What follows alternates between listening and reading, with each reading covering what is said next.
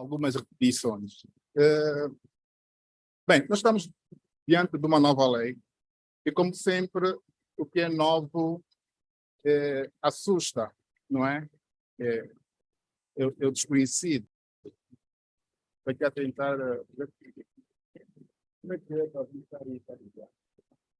Está bem, para frente, para baixo. Já? Bom, nós estamos diante de uma nova lei e, como a lei é nova, ela realmente traz novos conteúdos, novas situações e traz novos desafios para empregadores, trabalhadores, para os apligadores do direito, e essas mudanças vai requerer de nós estudo, empenho e adaptação.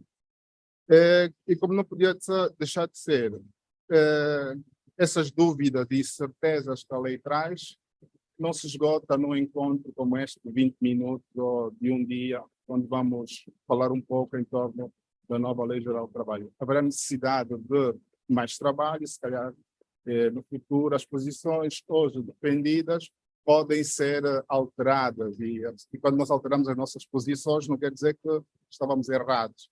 Posso dizer é que não, evoluímos no pensamento, a melhor ideia. Pois bem, continuando.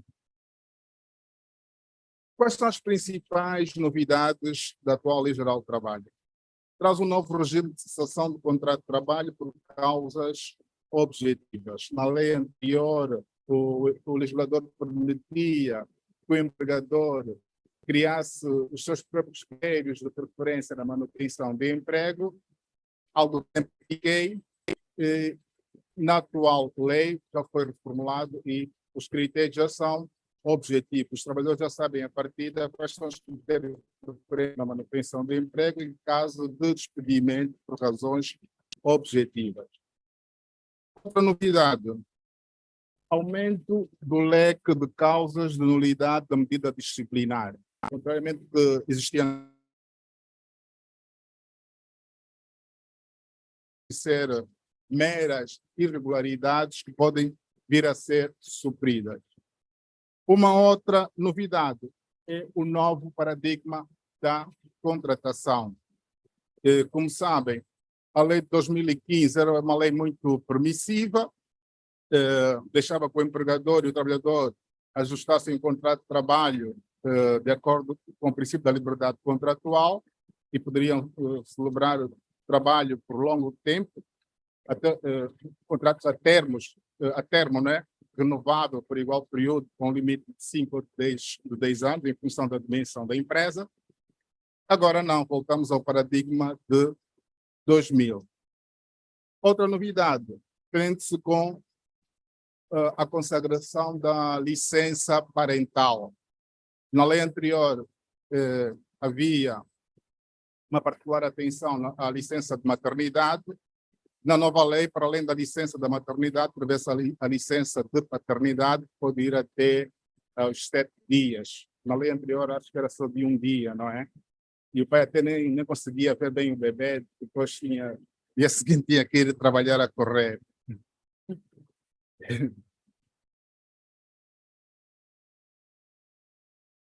Pois bem, temos a unificação da indemnização por nulidade e improcedência do despedimento.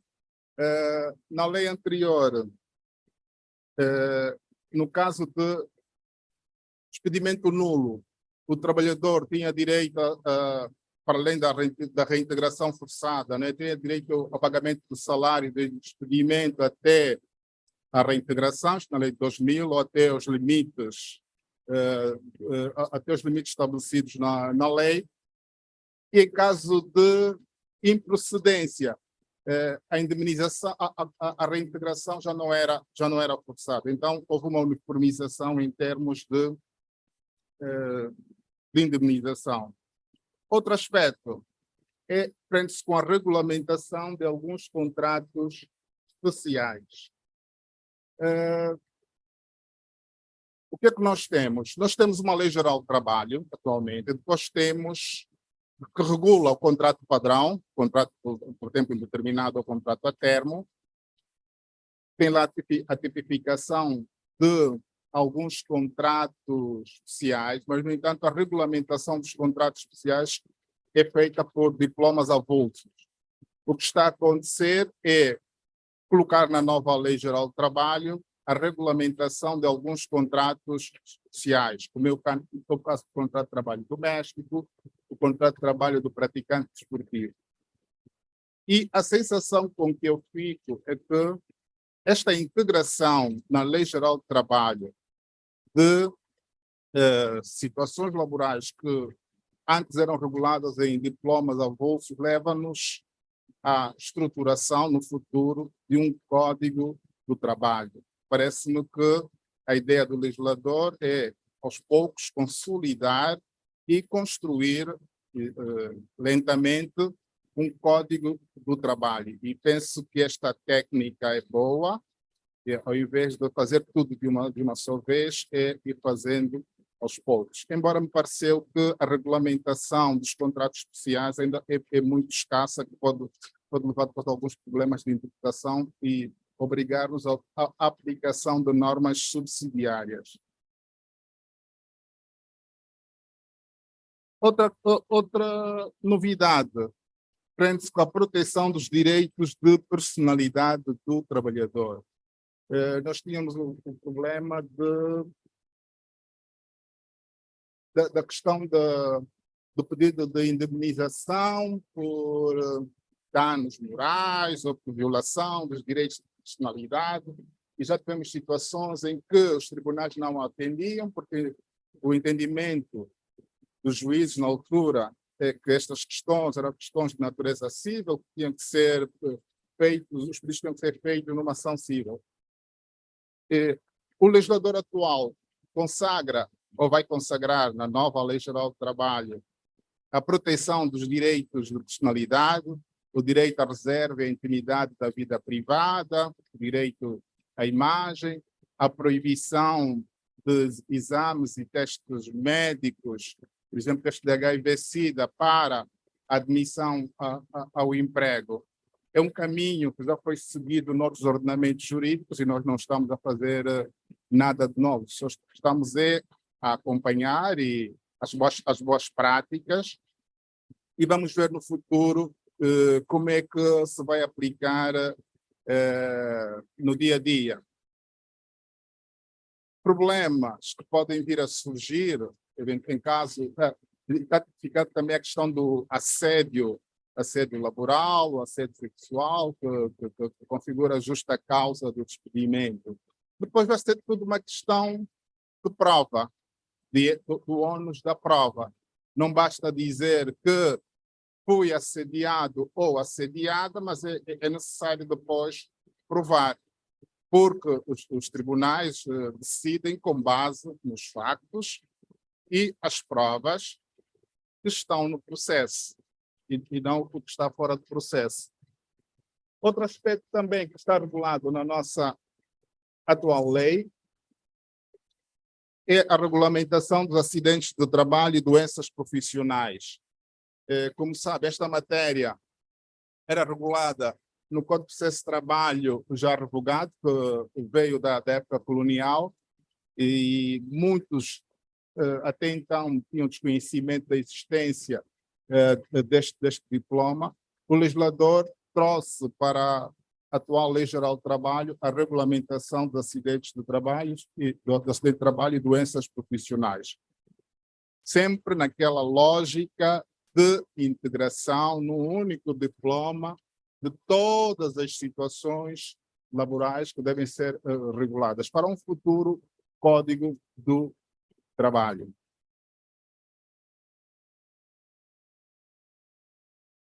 Pois bem. Eu trago aqui uma comparação entre os regimes de contratação. Como o tema que me cobre prende-se com análise entre o regime da contratação na lei anterior e na atual lei.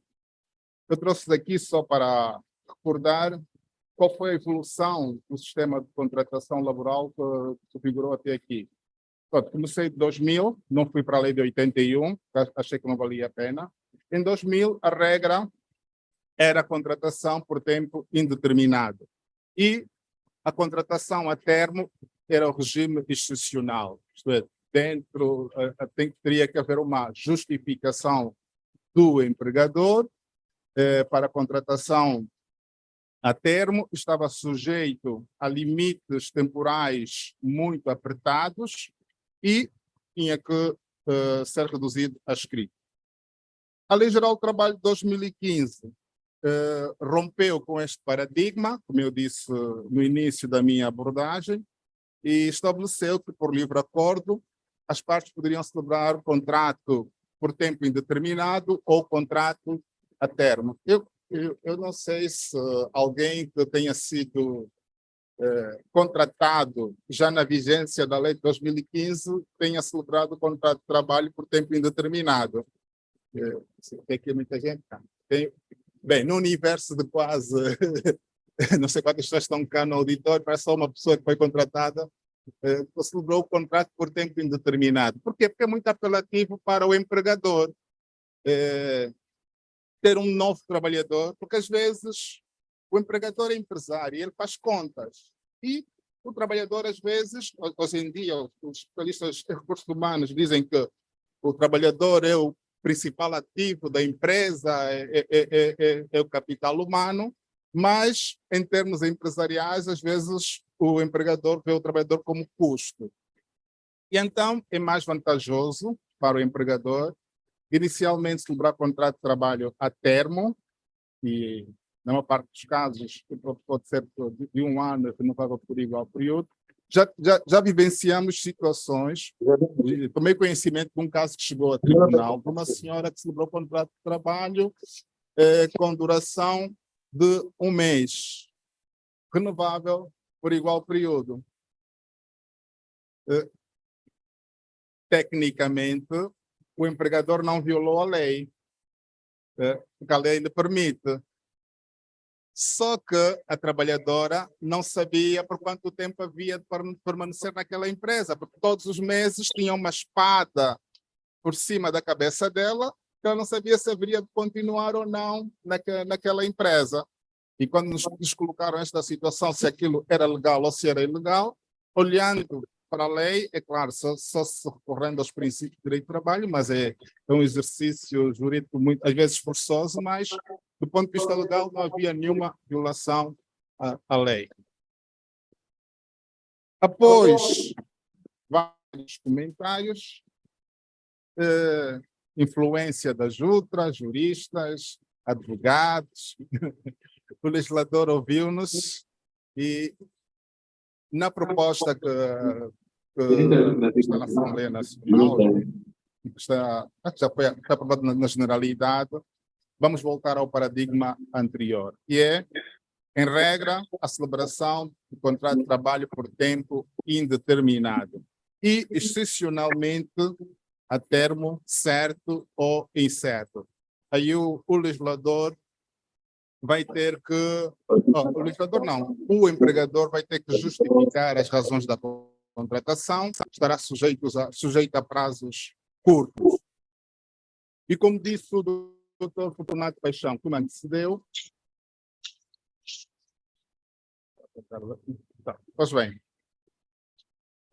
como é que se resolve as questões dos contratos de trabalho celebrado na vigência da lei de 2015 e que sobrevivem, persistem ou continuam a ser executados até a entrada em vigor da nova lei? De acordo com as regras de interpretação ou regras de aplicação da lei no tempo, o regime-regra é o da não aplicação retroativa da lei, no caso da Lei Geral do Trabalho. Isto é, os requisitos de validade de celebração do contrato de trabalho são aqueles que vigoravam a data de celebração do contrato de trabalho.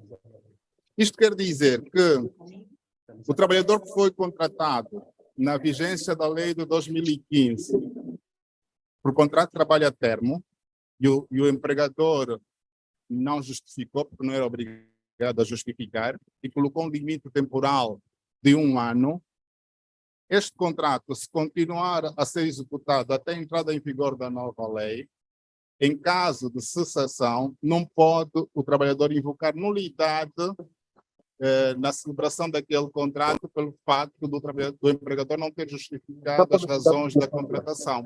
Aquelas eram as regras que figuravam na altura.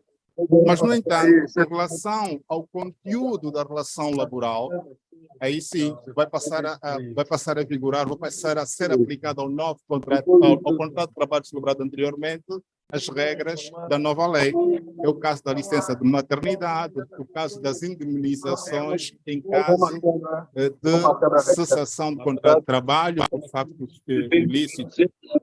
Por exemplo, esta questão é importante, porque quando entrou em vigor a Lei Geral do Trabalho de 2015, a Lei Geral do Trabalho de 2015 não tinha normas transitórias. E havia trabalhadores que celebraram o contrato de trabalho na vigência da Lei de 2000 e depois foram despedidos já na vigência da Lei Geral do Trabalho de 2015. E a expectativa que eles tinham é que as indemnizações seriam aquelas que estavam previstas na Lei de 2000 e que eram até mais vantajosas. Por exemplo, que era, no caso de nulidade, que era a reintegração e pagamento de salários, de despedimento até a reintegração. E como normalmente os casos levam muito tempo em tribunal até serem decididos, há casos que estão há 10 anos no tribunal. Nós aqui nos limites, não é? Então, alguém que foi despedido na vigência da Lei Geral do Trabalho de 2000, se tivesse que ser indemnizado, alguém que celebrou o contrato de trabalho, né? Na vigência da Lei Geral do Trabalho de 2000, e foi despedido já na vigência da Lei Geral do Trabalho de 2015, se tivesse que ser aplicada aquela norma, vocês estão a ver o volume de salários que o empregador teria que pagar ao trabalhador. Ele sairia um bocadinho rico, não tão rico como um Mbappé, que vai ganhar 22 milhões de euros, parece, por mês. Na minha próxima vida, eu quero ser futurista e não mais turista, que resolve melhor a minha vida. Pois bem, eu tive o cuidado de consultar o que me pareceu ser a última versão da Lei Geral do Trabalho e parece-me que o legislador colocou lá no artigo 324, estou já a aplicá-la de Lei Geral do Trabalho de 2023, estou na expectativa que ainda este ano venha a ser publicado, uma norma transitória. E esta norma dispõe o seguinte: os contratos a termo que subsistem até a entrada em vigor da nova lei continuam a vigorar até a data prevista para a sua caducidade. Isto é, um trabalhador foi contratado na vigência da lei de 2015, mediante contratação a termo com duração de 1 ano. O contrato vai ser executado. E depois da entrada em vigor da lei de 2023, digamos em 2024, se o contrato tiver de cessar, não é? Eles vão vigorar, o contrato vai vigorar até a altura em que cessar, com as mesmas condições. Está entendido? Aí, quanto a isto, parece que não há problemas nenhuns, porque o legislador terá cautelado a situação da contratação a termo. Agora, no contrato de trabalho por tempo indeterminado, parece-me que a situação não se coloca, não é? Então, foi contratado por tempo indeterminado, que é o caso da senhora que está aqui, e continua a ser um contrato por tempo indeterminado. Agora, o que me faz alguma confusão é o número 2, que dispõe: se a data da caducidade do contrato, as partes pretenderem renovar o contrato, considera-se renovado nos termos da presente lei. Bem, isto aqui é o seguinte: foi contratado na vigência da lei de 2015, contratação a termo, e está a ser executada até agora. Entra em vigor a nova lei. E o contrato caduca, chega ao seu fim. Se o empregador pretender contratar o mesmo trabalhador, o legislador entende que aquilo é uma renovação do contrato. Tenho certas dúvidas se é mesmo uma renovação do contrato, porque,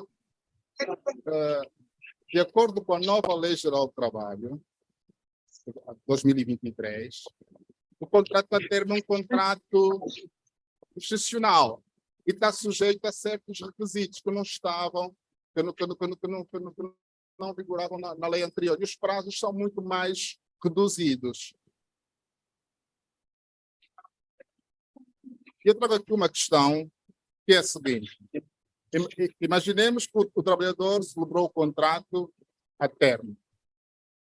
O contrato de trabalho a termo, na vigência da lei de 2015. Duração de 1 ano. Foi se executando. E cessa na vigência da nova lei. O empregador pretende continuar com a relação laboral. O legislador entende que é renovação do contrato. Então, ele contrata o mesmo trabalhador para exercer a mesma atividade e ocupar o mesmo posto de trabalho. Será que vai contratá-lo na modalidade de contratação a termo, uma vez que a contratação a termo é o regime excepcional, e aí até não se coloca a questão do período experimental, uma vez que ele já esteve a trabalhar pela mesma empresa, já mostrou as suas qualidades e capacidades. Não seria, numa situação como esta, não seria exigível, pelo menos, ou razoável, que este trabalhador, que já está na empresa há 5 anos, fosse contratado mediante contratação por tempo indeterminado? Esta é a questão que eu deixo aqui para a vossa reflexão. E muito obrigado pela vossa atenção. Obrigado, Sr.